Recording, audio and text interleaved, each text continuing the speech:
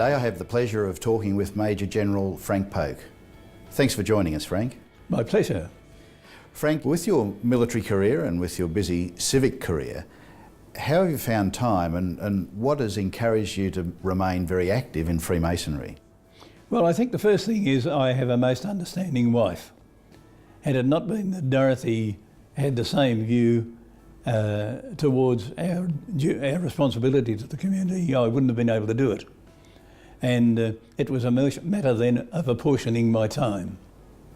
My three offsprings were at school. One was at St Michael's Collegiate, the other two were at Caulfield Grammar, so they were pretty well occupied. And I had time, and I might as well be doing that. I was too old for sport, and that became my hobby, as it were. When did you join Freemasonry? 1953, November 1953. You've obviously been very much a part of Freemasonry. It's obviously meant something to you. You've risen through the ranks of Freemasonry and you were Victoria's Grand Master during the early 90s.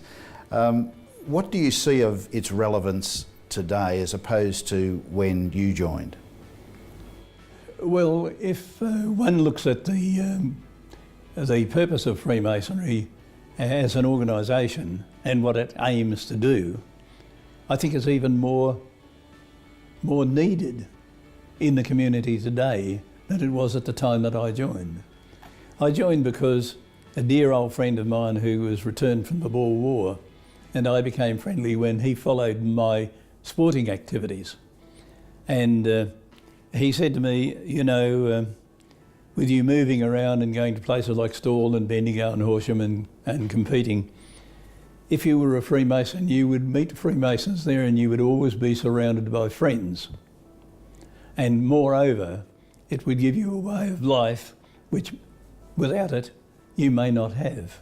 It created some of those connections that you would have formed during the war and post-war in the military in a similar way, I suppose. Well, it turned out that Colonel Hughes-Hallett was a Freemason. And I met a lot of other Freemasons during World War II, and they were all splendid people.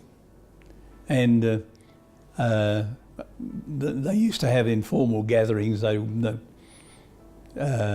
where presumably they met just to exchange experiences and that sort of thing in their present appointments in Darwin.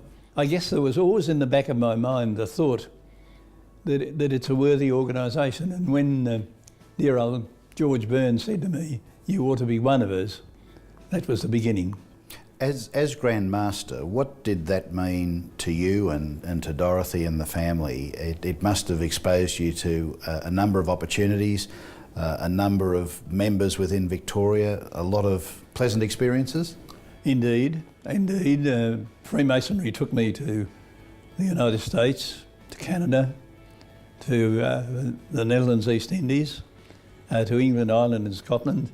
I attended the 275th installation of the United Grand Lodge of England, and I attended the 250th installation of the Grand Lodge of Scotland. All of these were tremendous experiences. And in the United Grand Lodge of England, I was received by the Duke of Kent and treated as his equal. Well, I might be, but I didn't think I would. But these were just wonderful experiences. And as a consequence of this relationship, if I can use that word, one's sense of obligation to the discharge of the task was deeply committed. And I've found that in the Freemasons with whom I've come in contact in business and in other areas. During your life as a Freemason, you would have noted a number of differences in the way in which Freemasonry operated within Victoria and for that matter around Australia. And I suspect now there's a more open attitude to letting the public know about Freemasonry. Do you consider this a good thing? Not only do I consider it a good thing, I consider it a prerequisite. At the time that I joined Freemasonry, there were talk behind doors in quiet corners and all this sort of thing. And I would say to my wife, well, you know, I'm due to go to a lodge meeting on Thursday night. Never any questions asked or anything like that.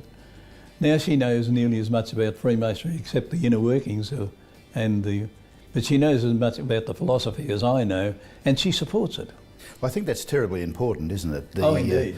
The young people coming to Freemasonry nowadays are very much involved with their families and wanting their families to be a part of it. Something that perhaps didn't happen 30, 40 years ago. Oh, it certainly didn't. It certainly didn't. I can never remember until I came to Victoria. I wasn't so active in Freemasonry while I was in Hobart. I was still a member of the lodge, and I used to arrange my visits to the North West Coast to coincide with the lodge meetings. But I was not heavily involved, as it were, as I became once I came to Melbourne. And those days, there was never any functions to which the ladies were invited or anything like that. The Freemasons were architects of their own isolation. And as a consequence of that, I think the community viewed them with concern and doubt. Now, what we're doing now, of course, we're going out into the community, we're making our activities known, and that can only do good. I think that's right. I think we've for the community as well as for Freemasonry. Absolutely. I think we've taken our lead from a number of organisations in that regard. Indeed. And in fact are partnering with a number of those organisations to raise that community awareness. Right. Frank, you've had a long military and civic career, a distinguished one. If Frank Polk were to be remembered for one thing, what would it be?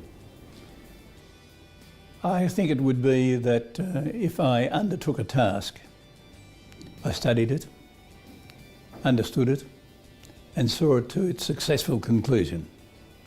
Not through my own endeavours, but through the people who worked with me on that task. Frank, it's been a great delight talking to you today. Thank you very much for being part of Freemasons, The Inside Story. My privilege. Thank you.